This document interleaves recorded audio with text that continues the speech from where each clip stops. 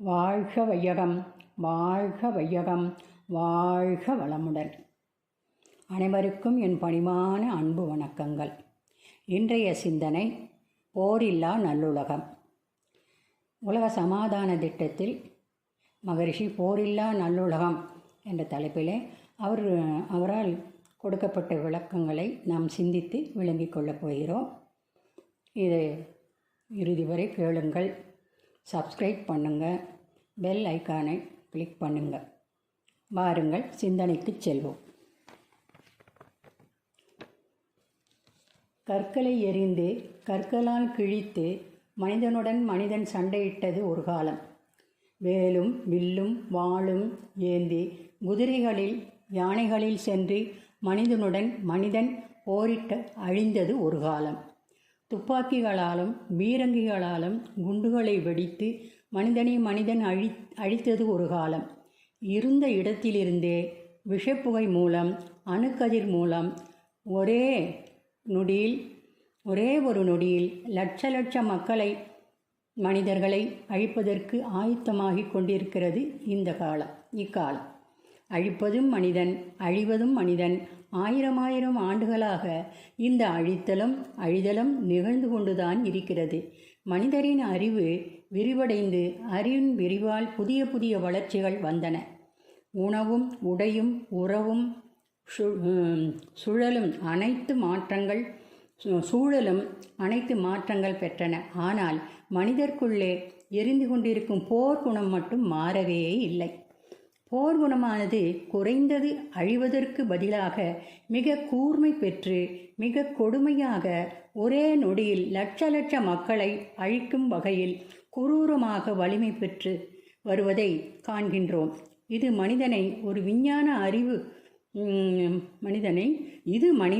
விஞ்ஞான அறிவு தந்த குரூரமாகும். மனித அறிவு வளர வளர குரூரமும் அழிவும் தான் வளர்கின்றனவோ.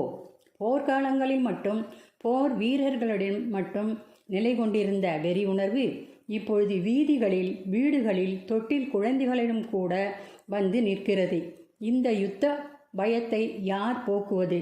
யாரால் நீக்க முடியும்? பெரிய அறிவியல் அறிஞர்களால் நீக்க முடியுமா? அவர்களால் நீக்க முடியாது. ஏனெனில்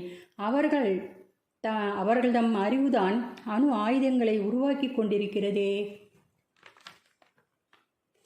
சட்டங்களால், ஆணைகளால் உருவாக்க முடியுமா? இல்லை. சட்டங்களும் ஆணைகளும் வல்லாண்மை மிக்கவர்கள் கைகளில் அல்லவா அஞ்சிக் கொண்டிருக்கின்றன. பெரிய அரசுகளால், ஆட்சியாளர்களால் யுத்தத்தை நிறுத்த முடியுமோ இல்லையோ. ஆனால் இன்று ஒவ்வொரு அரசும் தத்தம் வலிமையை நிலைநாட்டிக் கொள்வதற்கான ஒரு சோதனை களங்களாகத்தான் போர்க்களங்களை உருவாக்கி கொண்டிருக்கின்றன. பெரிய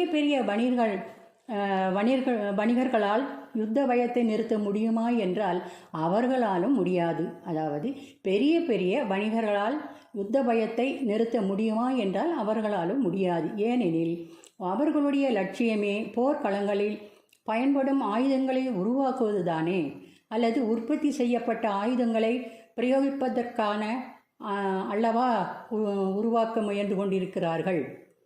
ஒரு சாதாரண மனிதர்கள் கூடி யுத்த பயத்தை நீக்கிவிட முடியுமா என்றால் அவர்களாலும் முடியாது. ஒரு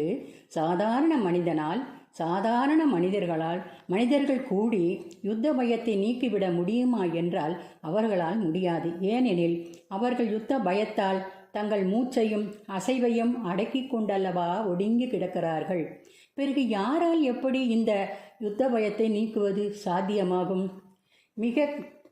மிக தொலைநோக்குடன் கூடிய ஓர் உலக ஆட்சி என்ற உன்னத தத்துவம் உலகம் முழுவதும் ஒன்று என்ற கருத்தின் அடிப்படையில் ஓர் உலக ஆட்சி ஏற்படுமாயின் பெரிய நாடு, சிறிய நாடு, வல்லரசு, கீழரசு, வளநாடு, வளமற்ற நாடு என்று பாகுபாடுகள் காணாமல் போகும். உலகம் முழுவதும் ஒன்று என்று வரும்பொழுது ஒரு பக்கம் வறுமை, மறுபக்கம் வளமை என்ற வேறுபாடுகள் காணாமற் போகும்.